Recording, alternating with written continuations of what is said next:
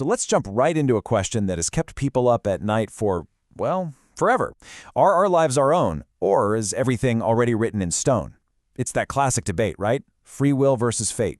And today we're going to unpack it by looking at one really famous, but maybe really misunderstood Bible verse.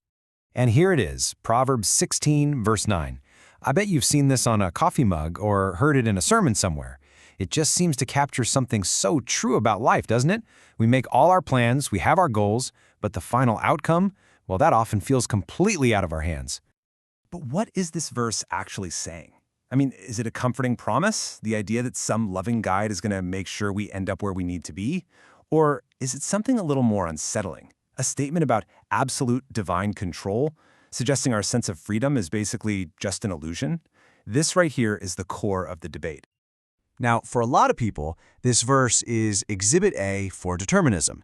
The idea that every single choice we think we're making is already scripted by God. But what if that whole interpretation just misses the point entirely? So let's look at a different way to read it. The key isn't to treat this like some kind of deep philosophical puzzle we have to solve. Instead, we need to ask a totally different question. What kind of writing are we even looking at? It really all comes down to genre. The book of Proverbs, where this verse comes from, is what's known as wisdom literature. And its main goal isn't to get tangled up in abstract paradoxes. Nope, it's way more practical than that. Think of it as a guide for living wisely and justly, and it's all designed to build trust in God's character and his relationship with his people. And this slide really lays out that core difference. A philosophical text, a metaphysical treatise, is trying to solve a logical paradox. But wisdom literature is trying to shape trust. It's not asking, how does the universe fundamentally work? It's asking a much more personal question.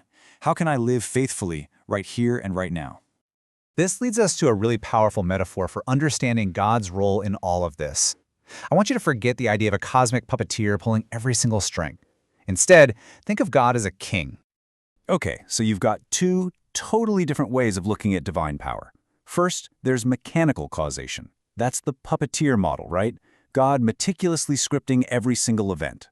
But royal governance is a complete game changer. In this view, God is like a king who establishes the laws and the moral fabric of his entire kingdom. He absolutely reigns, but he's not micromanaging every tiny detail. But, a skeptic might point to this verse from the very same chapter and say, aha, see? It says right there that God makes the wicked for his own purposes. And yeah, that sounds a whole lot like determinism, doesn't it? But that might be a serious misreading. The point isn't that God is the author of evil, that he creates it. It's that his royal governance, his kingship, is so complete that even rebellion itself can't escape his system of justice. That day of trouble is a day of reckoning. It's a statement about ultimate accountability, not about God scripting sin into existence. Okay, so if God is the king who sets the rules of the kingdom, what does that make us? I mean, where do our own plans and our own choices actually fit into this picture? Well, what's fascinating is that the text itself affirms human planning over and over and over again.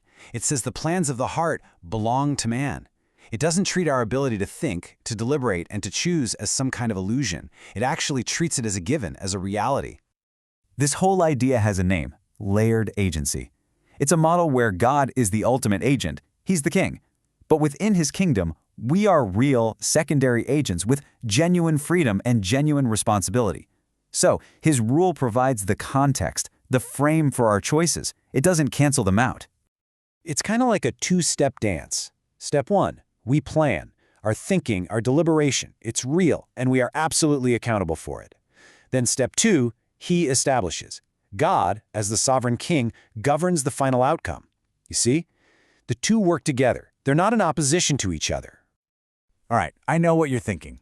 But what about the ultimate curveball? This verse about casting lots, which is basically the ancient equivalent of flipping a coin, it seems to say that even pure random chance is directly controlled by God. So how on earth does that fit? This isn't a scientific claim about the physics of a coin flip. It's a theological claim about authority. The point isn't that God is physically manipulating every roll of the dice. The point is that his reign is so total, so complete, that absolutely nothing, not even what looks like pure chaos to us, falls outside of his jurisdiction as king. So when we start to put all these pieces together, a new picture emerges.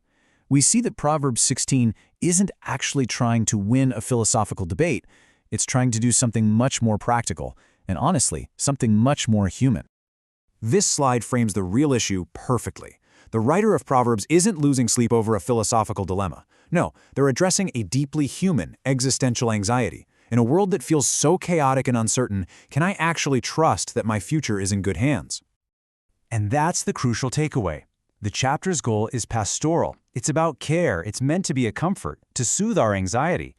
It's designed to give you the confidence to go out and plan, to make choices, to really live your life, all while trusting that a good and just king is ultimately in charge of the big picture. You could really boil it all down to this. This just captures the whole essence of layered agency so well. We plan, he establishes, we act, he reigns. It's a dynamic partnership, you see, not a contradiction. So we'll leave you with this to think about.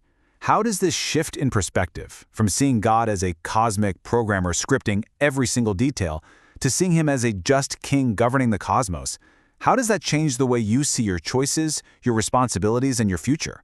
That's something really worth chewing on.